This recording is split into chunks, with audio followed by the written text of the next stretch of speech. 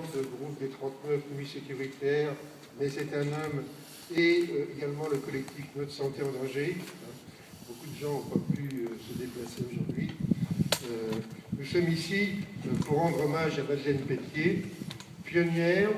dans la continuité des féministes de la Révolution française, de la Révolution de 48 et de la Commune de Paris, dont la singularité est d'avoir mené une bataille pour la reconnaissance historique de l'égalité homme-femme dans le travail de psychiatrie. En devenant la première femme interne des asiles de psychiatrie de la Seine, après une magnifique campagne d'affirmation quant à la qualité citoyenne des femmes, de jouir de leurs droits civiques et politiques, les femmes sortent ainsi d'un statut de minorité dans la psychiatrie, mais dans la société aussi par la même occasion, dans laquelle lire un journal, écrire, avoir des idées politiques était source de répression judiciaire, mais aussi symptôme de folie. En effet, la femme habillée en homme, les cheveux courts, était décrite par un médecin en 1848, le docteur Bergeret, et qui partageait avec l'ensemble de ses confrères, était attribuée à une folie démocratique, décrite comme aliénation mentale d'une forme particulière ayant pour cause la perturbation politique et sociale. Monomanie, on disait à l'époque, à la place de délire, mais monomanie aggravée comme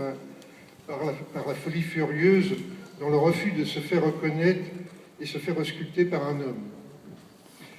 Et c'est cette femme-là qui devient médecin des fous en 1903. Comme révolutionnaire féministe dans la psychiatrie,